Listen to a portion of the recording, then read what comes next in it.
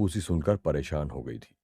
वो अचानक ही गुस्से में बोली, तुम में से जिसको भी यहां पर नहीं रहना है वो तुरंत यहां से चला जाए। तुम लोग दिन भर यहां पर बैठे रहते हो और मेरे काम में बकर बकर करते रहते हो।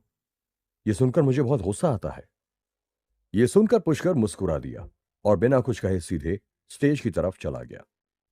दूसरी तरफ से पिछली पहाड़ी को रिप्रेजेंट करते हुए एक दाढ़ी वाला आदमी आ रहा था। वो लगभग 30 साल की उम्र का था। उस दाढ़ी वाले ने पुष्कर को गुस्से से घूर कर देखा और बोला, लड़के, क्या तुम्हें अभी भी याद है कि परसों तुम रेस्टोरेंट के अंदर थे और हम पिछली पहाड़ी वालों को धमकी दे रहे थे? अब देखता हूं मैं तुम्हारे अंदर कितनी ताकत है। पुष्कर को याद था कि जब वह पिछली पहाड़ी के लोगों से रेस्टोरेंट में मिला था तो पिछली पहाड़ी के कुछ बूढ़े आदमी पुष्कर को देखकर उसका मजाक उड़ा रहे थे और कई सारी बुरी बातें भी बोल रहे थे। उनमें से एक बूढ़े आदमी ने तो पुष्कर के हाथ पैर काटने की धमकी भी दे दी थी।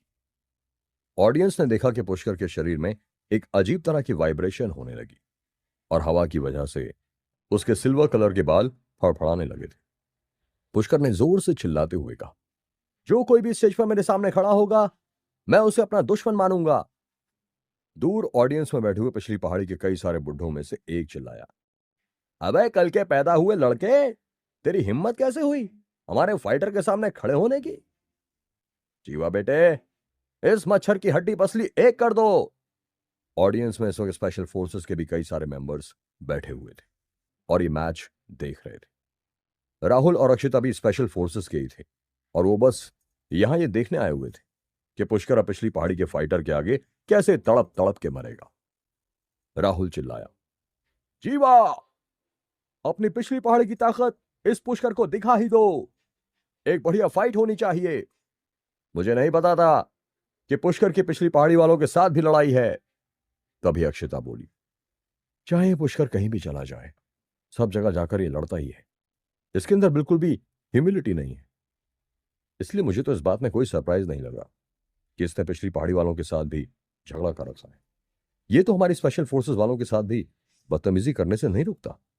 तभी उसी बुढ़े ने फिर से कहा, पिछली पहाड़ी का खूंखार भेड़िया जीवा, ये वही फाइटर है जो पिछले साल भी आया था और इस प्रतियोगिता में रनर अप भी था और अब 1 साल की ट्रेनिंग के बाद ये और भी ज्यादा ताकतवर हो चुका है। अब इस बदतमीज पुष्कर की मौत जीवा के हाथों होने वाली है। स्टेज के ऊपर जीवा एक जोरदार आवाज के साथ तोप के गोले की तरह तेजी से आगे बढ़ा और वो दौड़ते दौड़ते हवा में उछला और कलाबाजियां दिखाता हुआ पुष्कर के ऊपर उसने अपनी लात किसी घोड़े की तरह चला दी। जीवा की स्पीड बहुत ज्यादा फास्ट थी और उसके शरीर के मूवमेंट्स को तंत्र शक्ति की एनर्जी सपोर्ट कर रही थी, जिसकी वजह से उसकी बॉडी में बहुत ही खतरनाक एक्सप्लोजिव पावर आ चुकी थी। जीवा इतनी तेजी से आ रहा था कि लोगों को उसको देखना भी मुश्किल हो रहा था। तभी अचानक भीड़ में से एक आदमी हैरान होते हुए बोला, ये तो भेड़िए के पंजे वाला हमला है ना? जैसे ही जीवा की लात पुष्कर के सिर से टकराने ही वाली थी, पुष्कर ने अपना हाथ आगे बढ़ाया और उस लात को रोक दिया। लेकिन जीवा की लात में इतनी ज्यादा ताकत कि पुष्कर अपनी जगह खड़ा खड़ा खिसकता हुआ लगभग 10 मीटर दूर चला गया। कनिष्का ने जैसे ये देखा वो तुरंत घबराते हुए बोली, ये भेड़िए का पंजा कौन सा हमला है? क्या ये बहुत ही ज्यादा ताकतवर है?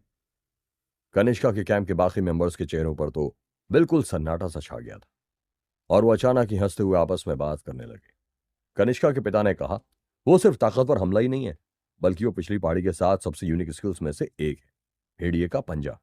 कहा जाता है कि इस हमले का इस्तेमाल करने वाले के शरीर में भेड़िए के चारों पंजों की ताकत एक ही पैर में आ जाती है। एक बहुत मशहूर कहानी भी है कि जब एक बार बहुत ताकतवर योद्धा पिछली पहाड़ी की तरफ से गुजर रहा था तो पिछली पहाड़ी के एक फाइटर ने उस योद्धा को फाइट के लिए चैलेंज किया था और फिर उस योद्धा के ऊपर भेड़िए के पंजे का इस्तेमाल कर दिया था। कहा जाता है कि वह हमला इतना ज्यादा ताकतवर था कि पिछली पहाड़ी के बने हुए 2 पुल उस एक ही झटके से टूट गए थे। बाद में उस योद्धा ने भी इस हमले की बहुत ज्यादा तारीफ की थी। पिछली बार जब जीवा ने इस भेड़िए के पंजे का इस्तेमाल किया था तो उसने तंत्र शक्ति की उपासना करने वाले एक बहुत ही ताकतवर फाइटर को एक ही लात में मार डाला था। इस तरह की खतरनाक शक्ति का इस्तेमाल करने के लिए एक फाइटर को बचपन से ही ट्रेनिंग करनी होती है। इस वक्त जीवा जिस लेवल पर है उसके सामने तो 4-5 लोगों का एक ग्रुप भी नहीं टिक सकता। कनिष्का, तुम जल्दी अपने दोस्तों को बोलो कि वो सरेंडर कर दे, नहीं तो वो मर जाएगा। कनिष्का ये सब बातें सुन रही थी और गिव अप करने ही वाली थी, लेकिन तभी कनिष्का ने एक कमाल का नजारा देखा। पुष्कर ने जोर से चिल्लाते हुए कहा, तुम मेरे साथ किकिंग में कंपटीशन करना चाहते हो? बहुत अच्छी बात है। ये कहते ही पुष्कर ने अपना पैर हवा में उठाया और जोर से स्टेज के ऊपर मारा, तो तुरंत ही उसका शरीर हवा में 4-5 मीटर ऊपर की ओर उछल गया। अगले ही पल पुष्कर बहुत तेज स्पीड से नीचे जीवा की ओर आ रहा था और उसने हवा में ही गोल गोल घूमते हुए अपनी लात एक बहुत ही पावरफुल फोर्स के साथ सीधे जीवा की पीठ और फिर पैर पर दे मारी। हड्डी के टूटने की एक तेज आवाज सभी लोगों ने सुनी और अगले ही पल जीवा का पैर 2 टुकड़ों में टूट गया और जीवा घुटने के बल स्टेज पर गिर पड़ा। जहां पर पुष्कर लैंड हुआ था उसके चारों ओर स्टेज पर जीवा के मुंह से ढेर सारा खून बाहर निकल आया, क्योंकि उसकी रीढ़ की हड्डी में भी दरारें पड़ चुकी थी और उसका शरीर जमीन पर बिल्कुल निढाल होकर गिर चुका था। अचानक ही सभी लोगों को कुछ पल के सदमे के बाद यह महसूस हुआ कि जीवा अधमरा हो चुका था। जीवा पुष्कर की एक लात से ही इस तरह कुत्ते की मौत मरने वाला था। बैंकेट में मौजूद हर इंसान इस वक्त पुष्कर को स्टेज पर खड़े हैरानी से देख रहा था। यहां तक कि बाकी के 3 बने हुए स्टेजेस के ऊपर लड़ रहे फाइटर्स भी अचानक रुक गए और पुष्कर को एक साथ देखने लगे। अभी अभी पुष्कर की इस खतरनाक शक्ति को देखकर वहां मौजूद लोगों को लगने लगा जैसे कि पुष्कर कोई इंसान नहीं था, बल्कि प्राचीन काल का कोई देवता था जो किसी राक्षस को मार रहा था। अचानक ही एक आदमी बोला, खूनी भेड़िया इस तरह से मारा गया, लेकिन यह कैसे हो सकता है? सभी लोगों के चेहरे के एक्सप्रेशंस बहुत ज्यादा बदल गए, खासकर कि पिछली पहाड़ी के लोगों के। उनके लिए खूनी भेड़िया ट्रम्प कार्ड था और उन्हें पूरा यकीन था कि खूनी भेड़िया उन्हें फाइनल में ले जाने वाला था। लेकिन उन लोगों की आंखों के सामने पुष्कर ने केवल एक लात से ही जीवा को जान से मार डाला था और जिस स्टेज पर वो लोग लड़ रहे थे वो कोई मामूली पत्थर से नहीं बना था, वो दुनिया के सबसे मजबूत मटेरियल से बनाया गया था। लेकिन उसको भी पुष्कर ने चूर चूर कर दिया था। हालांकि कुछ लोगों को अभी भी उम्मीद थी कि शायद जीवा जिंदा हो जाएगा। तभी अचानक रेफरी ने जीवा के पास जाकर नोटिस किया कि जीवा का शरीर बिल्कुल बेजान सा पड़ा हुआ था। रेफरी ने खौफनाक एक्सप्रेशन के साथ कहा, जीवा हार चुका है, पुष्कर की जीत हुई। कनिष्का के कैंप वालों को तो यकीन ही नहीं हो रहा था कि पुष्कर जीत चुका था। उनमें से हर किसी को उम्मीद थी कि यह लड़ाई बहुत लंबे समय तक चलने वाली होगी, लेकिन उन्होंने सोचा भी नहीं था कि यह लड़ाई कुछ ही सेकंड्स में खत्म हो जाएगी। लड़ाई का फैसला आते पिछली पहाड़ी के लोग एकदम से जीवा के पास दौड़कर नहीं गए। इस तरह के कंपटीशन में जिंदगी और मौत कोई बड़ी बात नहीं थी। पिछले 2 दिनों के अंदर ही लगभग 10 लोग पहले ही मारे जा चुके थे और इस बात को तो स्पेशल फोर्स वाले भी इग्नोर कर रहे थे। बाकी के कैंप भी इस बारे में कोई बात नहीं करना चाहते थे। जहां तक कि पिछली पहाड़ी के लोगों की बात थी, वो सभी के सभी बहुत गुस्से में थे, लेकिन इस वक्त वो अपना गुस्सा पी गए थे। कनिष्का के कैंप के लोग तो बहुत ज्यादा हैरान रह गए और तुरंत उठ खड़े हुए और जोर जोर से तालियां बजाते हुए पुष्कर को चीयर करने लगे। उनमें से किसी को भी उम्मीद नहीं थी कि पुष्कर उन्हें इतना बड़ा सरप्राइज दे देगा। कनिष्का के कैंप के लोग कहने लगे, ओह माय गॉड, हमारी फैमिली टॉप 6 में पहुंच चुकी है। तभी दूसरा आदमी बोला, पुष्कर कांग्रेचुलेशंस, आखिर हम टॉप 6 में पहुंच ही गए। तभी एक तीसरा आदमी बोला, ना जाने कितने साल गुजर चुके हैं जब से हम टॉप 6 में नहीं पहुंचे थे और मुझे पूरा यकीन है कि यहाँ के टॉप 6 फाइटर को इंटरनल वॉर कंपटीशन में पार्टिसिपेट करने का मौका जरूर मिलेगा, जिसकी वजह से हमारे कैंप को और भी ज्यादा फायदा होगा। कनिष्का के कैंप के सभी मेंबर्स एक दूसरे को बधाइयां दे रहे थे और कई सारे लोग तो पुष्कर की तारीफें भी करने लगे। कनिष्का और मृणाल तेजी से आगे बढ़ी और पुष्कर को सहारा देने लगी। केवल उन दोनों को ही पता था कि पुष्कर इस कंपटीशन में बहुत सीरियस इंजरी के साथ आया था। कनिष्का और मृणाल को पुष्कर के साथ इस तरह फ्रेंडली होते हुए देखकर कनिष्का की फैमिली की बाकी लड़कियां बहुत ज्यादा जेलस होने लगी। कनिष्का ने पुष्कर के ठंडे शरीर को छूते हुए कहा, पुष्कर, तुम्हारा शरीर इतना ठंडा क्यों हो गया है? मृणाल, जिसने कि पुष्कर का दूसरा हाथ पकड़ा हुआ था, वो बोली, तुम क्या बात कर रही हो कनिष्का? पुष्कर का शरीर तो बहुत ज्यादा गर्म है। क्योंकि उन दोनों ने ही पुष्कर का एक एक हाथ पकड़ा हुआ था और दोनों को ही अलग अलग टेम्परेचर महसूस हो रहा था, इसलिए वो दोनों हैरान रह गईं। एक ही समय पर किसी इंसान के दोनों हाथों का अलग अलग टेम्परेचर कैसे हो सकता था? ये बात उन दोनों को समझ नहीं आ रही थी। पुष्कर जानता था कि उसने अभी अभी नाग देवता की बताई हुई प्राचीन टेक्निक का इस्तेमाल कर लिया था, जो कि उसके मौजूदा शरीर की कैपेबिलिटी से बाहर की चीज थी, लेकिन वो अपना दर्द छुपाते हुए बोला, मैं ठीक हूं। तभी अचानक पिछली पहाड़ी के लोग स्टेज पर पहुंच गए और गुस्से से चिल्लाने लगे, पुष्कर, तुम एक राक्षस हो, राक्षस, तुम इंसान नहीं हो, तुमने हमारे फाइटर को जान से मार डाला। तभी वो गुस्सैल बूढ़ा आदमी जिसने रेस्टोरेंट में पुष्कर से तू मैं की थी, वो रोते हुए बोला, हे भगवान, मेरे भतीजे को इतनी बुरी तरह पुष्कर कैसे मार सकता है? तुम लोगों की फैमिली भी हमारी तरह ही तड़पेगी। देख लेना, तुम लोग इंसान नहीं हो। पुष्कर, तुम इतनी कम उम्र के होकर भी इतने जालिम कैसे हो सकते हो? तुम मेरे भतीजे को इतनी बेदर्दी से कैसे मार सकते हो? हे भगवान। उस बूढ़े की तड़पती हुई आवाज सुनकर हर कोई अंदर से कांप गया था। कनिष्का के कैंप के लोग अचानक चुप हो गए थे। वो चाहते तो थे कि पिछली पहाड़ी के लोगों को जवाब दिया जाए, लेकिन उनकी हिम्मत नहीं हो रही थी। ऊपर से वो लोग बूढ़े की रोती हुई आवाज को सुनकर दुखी भी होने लगे थे। तभी कनिष्का चिल्लाई, इस कंपटीशन को ज्वाइन करने से पहले हर फाइटर को पता था कि यहां जिंदगी और मौत का खेल चल रहा है। अगर तुम लोगों को मौत से इतना ही डर है तो जाकर घर पर बैठो और अपनी दलेर औरतों को लड़ने के लिए भेज दो। मृणाल भी गुस्से से बोली, तुम लोगों ने भी तो कल अपने 3 ओपोनेंट्स को जान से मार डाला था, तब तुम लोग रो नहीं रहे थे, अब बड़ा दिखावा कर रहे हो। हर कोई कनिष्का के कैंप और पिछली पहाड़ी के लोगों के बीच हो रही झड़प को दिलचस्पी से सुन रहा था। क्या पिछली पहाड़ी के लोग जीवा की मौत का बदला लेंगे? क्या पुष्कर का शरीर नाग देवता की शक्तियों को झेल नहीं पा रहा था? जानने के लिए सुनते रहिए ये एक्साइटिंग कहानी सिर्फ पॉकेट एफएम पर। पुष्कर की आंखों में दया का कोई भाव नहीं था, क्योंकि जीवा ने भी पुष्कर पर एक खौफनाक हमला किया था। और अगर पुष्कर की जगह कोई और फाइटर होता तो वो उसकी लात से एक झटके में ही मर जाता। अब जबकि जीवा पुष्कर को मारने की कोशिश कर रहा था तो पुष्कर को भी उसे मारने का कोई दुख नहीं था। लेकिन पुष्कर को यह सब कहने की जरूरत नहीं थी। अगर पिछली पहाड़ी वाले लोग बाद में पंगा लेने की कोशिश भी करते हैं तो पुष्कर एक और इंसान को मारने में संकोच नहीं करेगा। वैसे भी पुष्कर को एक ना एक फाइटर को तो इतनी बुरी मौत देनी ही थी, नहीं तो लोग उसे कमजोर समझने की भूल कर लेते। अक्षिता अपने दांत पीसते हुए बोली, पुष्कर ने जरूर कोई चाल चली है। मुझे पूरा यकीन है कि कल के मैच में खूनी भेड़िया बहुत सीरियसली इंजर्ड हो गया होगा, नहीं तो पुष्कर ऐसे कमजोर से कैसे हार सकता है। अक्षिता के बगल में बैठे हुए राहुल का चेहरा खौफ से भरा हुआ था। राहुल अब तक भूल चुका था कि पुष्कर ने उसे एक थप्पड़ में ही बेहोश कर दिया था। हालांकि वो बात महीनों पहले की थी, लेकिन अब जैसे ही पुष्कर ने अपनी खतरनाक ताकत दिखाई तो राहुल को पुरानी यादें वापस आने लगी।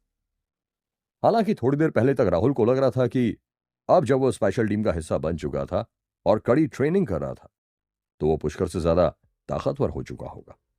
सोनाली ने गुस्से से दलजीत को घूरते हुए देखा। दलजीत ने अपनी जिद की वजह से इतने बढ़िया फाइटर को जबरदस्ती टीम से निकाल दिया था। सोनाली को पूरा यकीन था कि पुष्कर जितने खतरनाक मूव्स का इस्तेमाल कर रहा था वो आसानी से फर्स्ट पोजीशन जीत सकता था, लेकिन दलजीत के चेहरे पर कोई एक्सप्रेशन नहीं था। दलजीत एक बहुत ही इज्जतदार स्पेशल फोर्सेस का इंस्ट्रक्टर था, इसलिए उसकी नजर में पुष्कर जैसे लोग सड़क पर रेंगते हुए कीड़े थे। थोड़ी देर बाद बैंकेट के टॉप 6 फाइटर्स के रिजल्ट आ गए थे। कनिष्का का कैंप भी उनमें से एक था, क्योंकि टॉप 6 के फाइटर को इंटरनल वॉर में भी पार्टिसिपेट करने का मौका मिलने वाला था। इसलिए स्पेशल फोर्सेस के 2 फाइटर्स ने तुरंत टॉप 6 में से अपना नाम वापस ले लिया, ताकि वे आने वाली वॉर में बिना किसी चोट के लड़ सकें। स्पेशल फोर्सेस को हमेशा से ही पार्टिसिपेट करने में इंटरेस्ट रहता था, लेकिन वे कभी भी फर्स्ट प्राइज नहीं जीतना चाहते थे।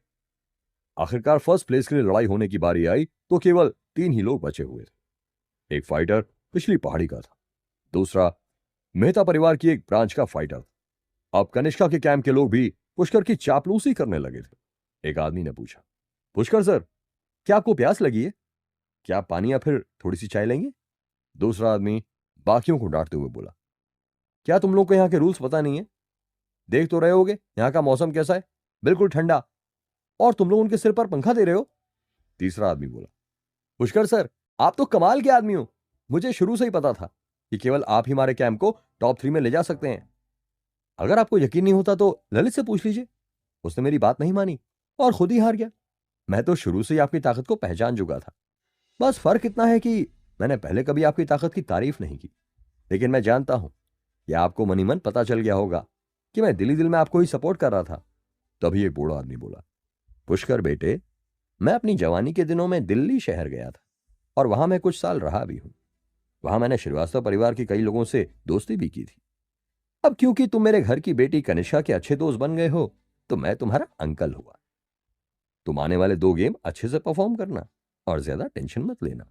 अगर तुम हार भी गए तो हम 3rd पोजीशन पर आकर भी खुश हैं। पुष्कर को यकीन ही नहीं हो रहा था कि ये कनिष्का के परिवार के वही लोग थे जो पिछले 2 दिनों से उसे लगातार नीचा दिखा रहे थे। हालांकि पुष्कर को ऐसे लोगों से कभी फर्क नहीं पड़ा और ना ही पड़ने वाला था। दुनिया में ऐसे लोग होते ही हैं जो उगते हुए सूरज को ही सलाम करते। ये बात पुष्कर जानता ही था। इस वक्त लाडली कैंप का हर मेंबर पुष्कर को पूरे दिलो जान से सपोर्ट कर रहा था, लेकिन यह पहला मौका था जब कनिष्का चाहती थी कि पुष्कर इस फाइट में ना उतरे। कनिष्का ने परेशान होते हुए कहा, पुष्कर देखो, लड़ना जरूरी नहीं है, तुम चाहो तो गिव अप कर सकते हो, अभी भी बहुत देर नहीं हुई है। यह सुनते ही कनिष्का के कैंप का हेड, जो कनिष्का का बाप भी था, वो गुस्से में बोला, कनिष्का, बकवास बातें मत करो। पहले तुम ही पुष्कर जी को यहां फाइट में लेकर आई थी और अब तुम खुद ही उन्हें गिव अप करने की कह रही हो। कनिष्का ने तीखी आवाज में कहा, मैंने पुष्कर को फाइट करने के लिए इसलिए कहा था क्योंकि मैं ये साबित करना चाहती थी कि मैं पुष्कर की ताकत के बारे में सही सोचती थी। लेकिन अब जब पुष्कर ने अपनी ताकत साबित कर दी है तो उसे और फाइट करने की कोई जरूरत नहीं। कनिष्का पुष्कर को और धोखा नहीं दे सकती थी, इसलिए उसने साफ साफ कह दिया, पुष्कर, क्या तुम जानते हो कि हर किसी ने अचानक ही फाइट से गिव अप क्यों कर दिया और फर्स्ट प्लेस के लिए कॉम्पीट भी नहीं किया? क्योंकि हर कोई जानता है कि टॉप 6 में आने के बाद टॉप 3 के फाइटर पूरी जान से लड़ाई लड़ते हैं, जिसकी वजह से वे बहुत ज्यादा घायल हो जाते हैं। तुम्हें पता है, पिछले साल के टॉप 3 में से इस बार केवल जीवा ही क्यों आया था? क्योंकि बाकी ये दोनों फाइटर इतने ज्यादा घायल हो चुके थे कि कंपटीशन के 3 महीने के अंदर ही वे मर गए थे। इसलिए पुष्कर, मैं तुमसे कहती हूं कि गिव अप कर दो, तुम्हें कोई भी कुछ नहीं कहेगा, ये मेरा वादा है। तभी कनिष्का के पापा ने कहा, तुम क्या बकवास कर रही हो कनिष्का? ऐसे गिव अप करने से हमारा क्या फायदा? अगर करना है तो पुष्कर, तुम स्टेज पर जाओ और 2-3 रैंडम हमले करके खुद ही स्टेज से बाहर कूद जाना। कम से कम हमें कंपटीशन में 3rd प्लेस तो मिल जाएगा। अगर पुष्कर ऐसे गिव अप कर देगा तो हमें केवल टॉप 6 में माना जाएगा, टॉप 3 में नहीं। कनिष्का ने गुस्से से चिल्लाते हुए कहा, उन दोनों फाइटर में से एक पिछली पहाड़ी का है और दूसरा मेहता परिवार से है। क्या आप लोगों को लगता है कि पुष्कर 2-3 रैंडम हमले करके उन लोगों से बच जाएगा? अगर तुम लोगों ने ध्यान नहीं दिया हो तो मैं तुम्हें बता दूं कि पिछली फाइट के बाद पुष्कर के शरीर में खड़े होने की भी ताकत नहीं बची थी। यह सब कहते हुए कनिष्का इतनी ज्यादा गुस्से में आ गई कि उसका चेहरा लाल पड़ गया था। पुष्कर धीमे से मुस्कुराया। वो जानता था कि आगे होने वाली फाइट में क्या हो सकता था, लेकिन वो फिर भी फर्स्ट आना चाहता था। तभी नाग देवता ने पुष्कर के कान में धीमे से कहा, पुष्कर, डरने की कोई जरूरत नहीं है, मैं तुम्हारे साथ हूं। तुम्हें किसी भी तरह दिव्य रुद्राक्ष हासिल करना ही है। भोलेनाथ का आशीर्वाद तुम्हारे ऊपर है, तो तुम कैसे हार सकते हो? पुष्कर ने जवाब दिया, नाग देवता, मैं तो लड़ ही नहीं रहा हूं, ये तो आप ही हैं जो मेरे अंदर बैठकर ये सब कर रहे हैं। फिर जिसके सिर पर महाकाल का हाथ हो, उसे किसी से डरने की क्या जरूरत है? और अगर अपने मकसद को हासिल करते हुए मैं मर भी गया तो मुझे पूरा यकीन है कि उसमें भी भोले की कोई इच्छा होगी जिसकी मुझे बहुत खुशी होगी। कुछ ही देर बाद फर्स्ट प्लेस के लिए फाइट शुरू हो गई। स्टेज पर जोर जोर से अनाउंसमेंट हो रही थी और चारों तरफ की ऑडियंस में गजब का एक्साइटमेंट देखा जा सकता था। पुष्कर ने अपने शरीर को थोड़ा शांत किया और धीमे कदमों से चलता हुआ स्टेज पर गया और बोला, इंस्ट्रक्टर, आगे के रूल्स बताने की कोई जरूरत नहीं है, मैं चाहता हूं कि वो दोनों ही फाइटर मुझसे एक साथ लड़ें। पुष्कर की बात सुनकर हर कोई हैरान था। एक आदमी बोला, क्या पुष्कर एक साथ दो लोगों के साथ लड़ना चाहता है? कनिष्का तुरंत जोर से चिल्लाई, पुष्कर, तुम क्या करना चाहते हो? ऐसा मत करो। कनिष्का जानती थी कि पुष्कर की इस वक्त जो हालत थी उसमें एक आदमी से भी लड़ना बहुत मुश्किल था, तो वो एक साथ दो लोगों से कैसे लड़ सकता था? कनिष्का के कैंप के लोग भी एक साथ चिल्ला उठे, पुष्कर, पुष्कर, पुष्कर क्या कर रहा है? हर कोई शौक था। किसी को भी इस बात का यकीन नहीं हो रहा था कि पुष्कर ने अभी अभी एक साथ दो फाइटर से लड़ने का ओपन चैलेंज दे दिया था। हालांकि इस ओपन चैलेंज का फायदा यह था कि अगर पुष्कर जीत जाता तो उसे सीधे एक ही बार में फर्स्ट पोजीशन हासिल हो जाती। होस्ट ने पुष्कर की ओर घूरते हुए देखा और कहा, आर यू श्योर? होस्ट को पुष्कर वैसे भी कुछ खास पसंद नहीं था और वह चाहता था कि पुष्कर ऐसी कुछ बेवकूफी करे और दो फाइटर्स के हाथों एक साथ मारा जाए। इस वक्त वो होस्ट रूल्स को तोड़ने के लिए भी तैयार था, क्योंकि वो एक स्पेशल फोर्स टीम का इंस्ट्रक्टर था, इसलिए वह लोगों की ताकत का अंदाजा आसानी से लगा लेता था। वैसे भी वो जानता था कि पुष्कर की पिछली 2 फाइट्स कैसी थी। पुष्कर हवाबाजी करने वाला इंसान तो नहीं था। पुष्कर ने सिर हिलाते हुए कहा, हाँ मैं श्योर हूं, अगर उन दोनों में हिम्मत है तो वो मेरे साथ एक साथ लड़ने के लिए आ सकते हैं। मेहता परिवार से बागेश तुरंत अपनी कुर्सी से उछलते हुए बोला, अगर तुम्हें मरने में इतना ज्यादा इंटरेस्ट है तो मैं तुम्हारी इच्छा पूरी करना चाहूंगा। इतने दिनों की फाइट के बाद अब हर कोई जान चुका था कि पुष्कर ही दिल्ली का असली पुष्कर श्रीवास्तव था। और दूसरा फाइटर ओजस भी तुरंत गुस्से में बोला, ठीक है, मैं भी दिल्ली के बेताज बादशाह पुष्कर श्रीवास्तव से लड़ने की इच्छा रखता हूं। अगर पुष्कर सचमुच उतना ताकतवर हुआ जितना कि मैंने सुना है तो ये लड़ाई लड़कर मैं ऑनर्ड महसूस करूंगा। अभी थोड़ी देर पहले पुष्कर ने पिछली पहाड़ी के खूंखार भेड़िए जीवा को मार डाला था, इसलिए ओजस बहुत ज्यादा गुस्से में था और पुष्कर को जान से मार डालना चाहता था। ओजस अभी भी उम्र में बहुत छोटा था, इसलिए उसके पास यह बहुत ही अच्छा मौका था कि वो देश भर में अपने नाम का डंका बजा सके। स्पेशल फोर्स की टीम के लोगों के चेहरों पर इस वक्त 12 बज रहे थे। उनमें से कुछ लोग तो बहुत ही ज्यादा टेंशन में आ गए थे, कुछ लोगों को मजा आ रहा था कि पुष्कर क्या करने वाला था। राहुल और अक्षिता तो दलजीत के साथ जाकर बैठ गए और पुष्कर को अपनी ही मौत को गले लगाते हुए देखकर ताली बजाकर खुश होने लगे। राहुल बोला, इसलिए वो कहावत कही गई है, हाँ बैल मुझे मार। थोड़ी देर पहले तक राहुल और अक्षिता को यही बात खा रही थी कि वो कैसे पुष्कर को हमेशा हमेशा के लिए अपने रास्ते से हटा सकते थे। लेकिन अब वे बहुत खुश थे कि मेहता परिवार और पिछली पहाड़ी का फाइटर मिलकर पुष्कर के हाथ पैर तोड़कर उसे जिंदगी भर के लिए विकलांग बनाने वाले थे। कनिष्का ने जब देखा कि बाकी फाइटर्स इस चीज के लिए मान गए थे तो वो धीरे से बोली, पुष्कर तुम कभी मेरी बात क्यों नहीं सुनते? कनिष्का को लगा था कि पुष्कर बहुत ही समझदार और सोच समझकर फैसला लेने वाला इंसान, चाहे दुनिया में लोग उसे कितना भी नीचा दिखाएं, वो हमेशा ही अपने फैसले मैच्योरिटी के साथ ही लेता होगा। लेकिन अब कनिष्का को हैरानी हो रही कि पुष्कर इस तरह से शो ऑफ कैसे कर सकता था। मृणाल बोली, पुष्कर की कल रात की चोट तो बहुत ही सीरियस थी, अब ये खुद ही जानबूझकर इस मौत के कुएं में क्यों कूद रहा है? पुष्कर दूर से ही मुस्कुराते हुए धीमे से बोला, डोंट वरी। इस वक्त पुष्कर के पास इसके अलावा और कोई चॉइस ही नहीं थी। पुष्कर जानता था कि अपनी चोट की वजह से वो केवल थोड़ी देर के लिए लड़ सकता था। भले एक साथ दो लोगों से लड़ना मुश्किल था, लेकिन एक साथ दो लोगों को हराने में टाइम भी कम लगने वाला था। रेफरी ने जोर से अनाउंस करते हुए कहा, let's start the fight. Fight शुरू होते पुष्कर ने अपने ओपोनेंट्स को हमला करने के लिए समय ही नहीं दिया और खुद ही उन पर पहले अटैक करना शुरू कर दिया। इस वक्त पुष्कर के शरीर के चारों ओर अजीब तरह की हवा उड़ रही थी जो नागों का रूप ले रही थी, जिसकी वजह से पुष्कर के सिल्वर कलर के बाल लहरा रहे थे। पहली नजर में देखने पर पुष्कर बहुत ही अजीब और खौफनाक लग रहा था। अचानक पुष्कर की हथेली में से एक काली सी रोशनी निकली और पुष्कर ने ओजस पर एक जोरदार हमला कर दिया।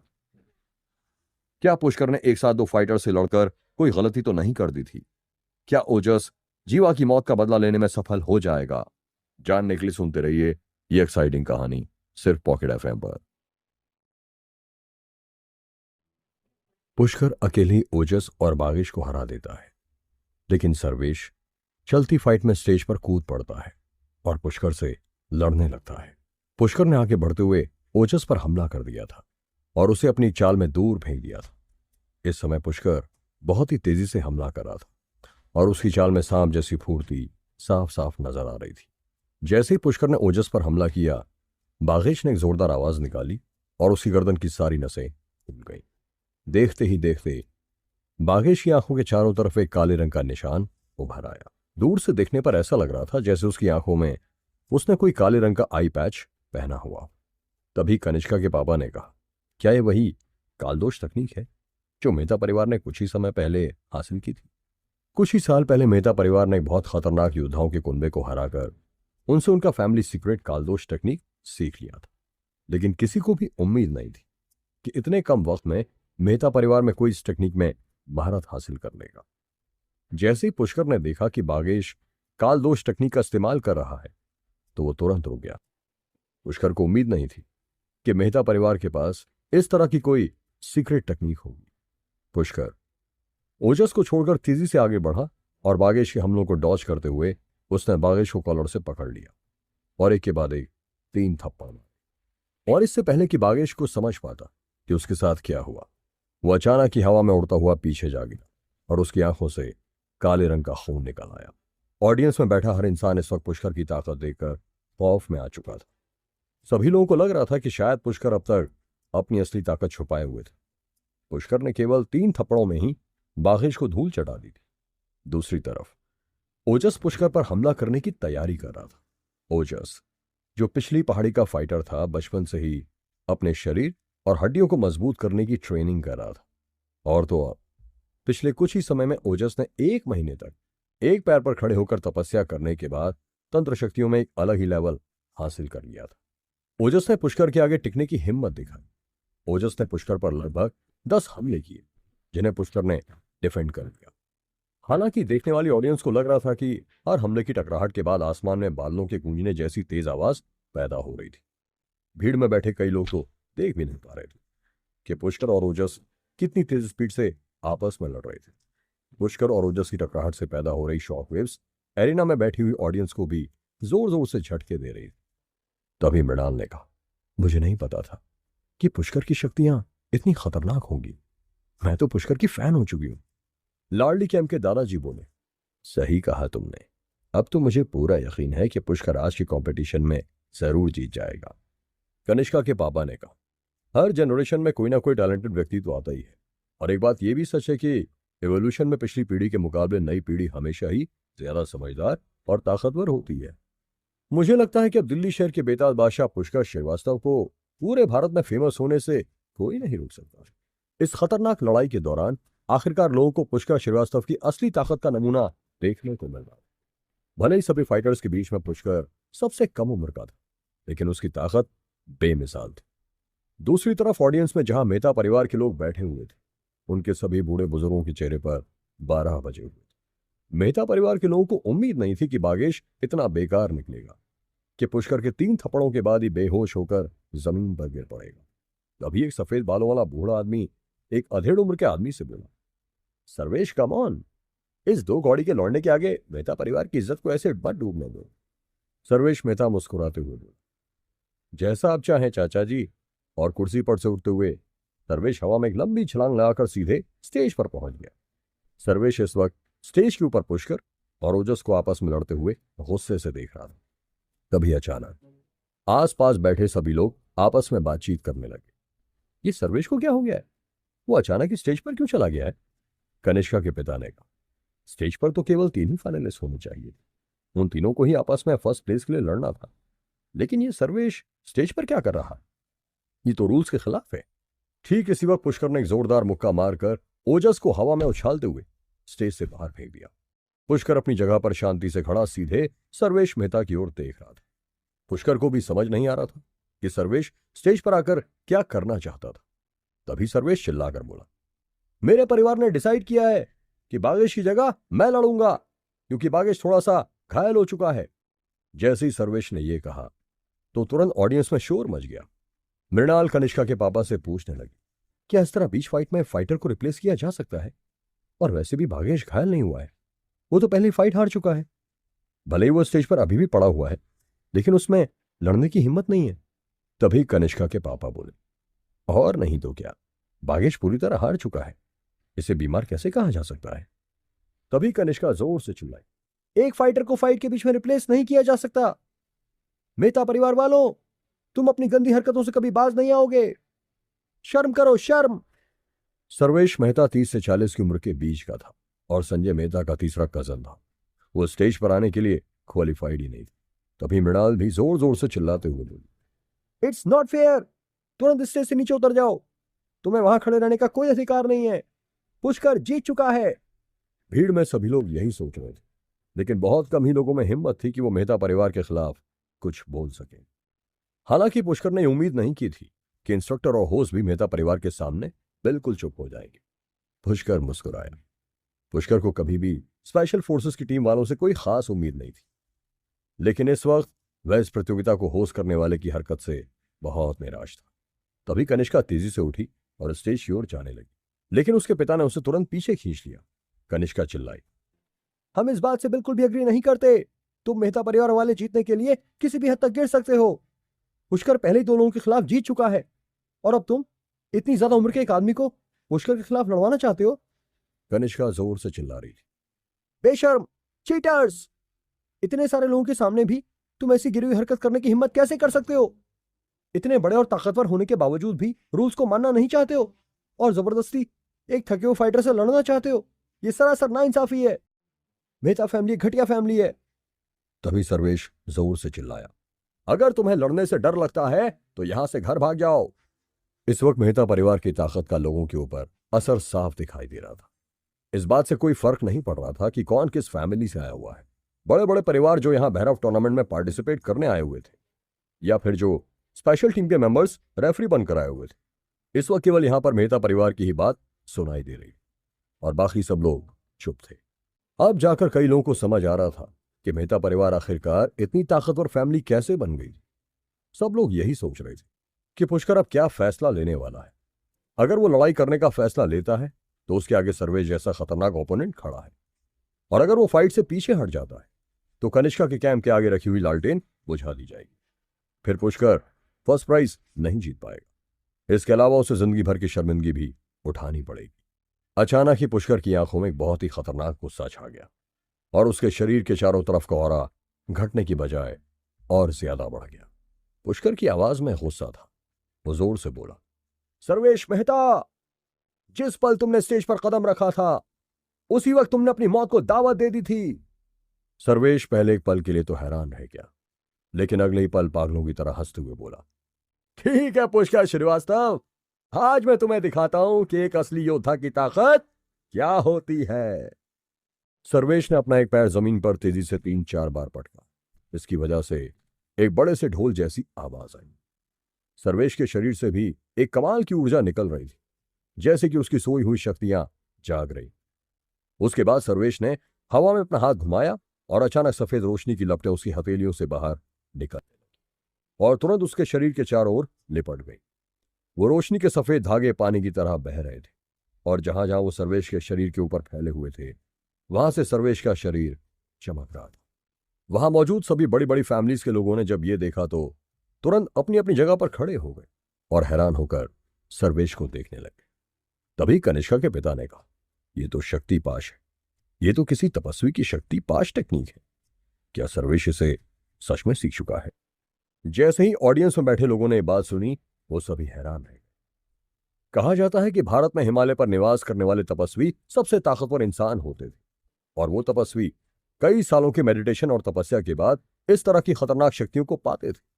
इसलिए लोगों को हैरानी थी कि सर्वेश केवल 1 साल की ट्रेनिंग लेने के बाद ही उनकी तकनीक कैसे सीख सकता था। जितने भी बूढ़े और बड़ी उम्र के लोग वहां मौजूद थे, वो सभी के सभी अपनी अपनी जगह पर उठकर खड़े हो गए। भले ही वो सर्वेश के फाइट में ऐसे घुसने को सही मानते हो या गलत, लेकिन इस वक्त उन्हें ये महान शक्ति देखने का मौका मिल रहा था जो वो मिस नहीं करना चाहते थे। लाडली कैंप का बूढ़ा बोला, क्या किसी तपस्वी ने सचमुच में अपनी शक्ति सर्वेश को पास ऑन कर दी है? मेहता परिवार ने आखिर में इस दुनिया पर राज करने का रास्ता ढूंढ ही लिया। तभी कनिष्का के पापा ने कहा, मुझे लगता है वो सचमुच में कुछ करने वाला है, लेकिन इतना मैं जानता हूं कि पुष्कर को इस खतरनाक टेक्निक का सामना करने का मौका मिल रहा है, तो उसे बिना किसी रिग्रेट के अपनी आखिरी सांस तक लड़ना चाहिए। जैसे ही सर्वेश ने अपनी नई टेक्निक सबके सामने रिवील की तो उस भैरव टूर्नामेंट का पूरा माहौल ही बदल गया था। पुष्कर ने सर्वेश के शरीर के चारों तरफ फैले हुए सफेद रोशनी के धागों को देखा तो उसकी आंखों में भी एक अजीब सी चमक छा गई। जब से नाग देवता पुष्कर की जिंदगी में आए थे तब से पहली बार पुष्कर ने इतनी ताकतवर शक्ति अपनी आंखों से देखी थी। अचानक ही सर्वेश बिजली की तेजी से आगे बढ़ा और उसके साथ साथ आगे बढ़ रहे थे वो सफेद रोशनी के धागे। पहली नजर में देखने पर तो ऐसा लग रहा था कि मानो सर्वेश किसी सिल्क नेट को तोड़कर बाहर निकल रहा हो। इस वक्त हर कोई आंखें खोलकर केवल सर्वेश को ही देख रहा था। कोई भी उसकी ताकत का नमूना मिस नहीं करना चाहता था। दूसरी तरफ कनिष्का ने डर के मारे अपनी आंखें बंद कर ली और वो अचानक ही जोर से चिल्लाई, पुष्कर प्लीज अपने आप को कुछ होने मत देना। सभी लोग हैरान थे। जहां एक तरफ वो लोग सर्वेश से डर रहे थे तो दूसरी ओर पुष्कर के लिए हमदर्दी भी महसूस कर रहे थे, और जो लोग समझदार थे वो पहले ही पुष्कर को श्रद्धांजलि दे चुके थे। तभी पुष्कर के कान में नाग देवता की आवाज गूंजी, ये योद्धा सामान्य नहीं है पुष्कर। इसने किसी तपस्वी से गहन विद्या हासिल की है, मगर इस विद्या को हमेशा आत्मरक्षा के लिए उपयोग किया जाता है, न कि किसी प्रतियोगिता को जीतने के लिए। क्या थके हुए और घायल पुष्कर को मार डालेगा सर्वेश? क्या पुष्कर को बचाने के लिए नाग देवता को प्रकट होना पड़ेगा?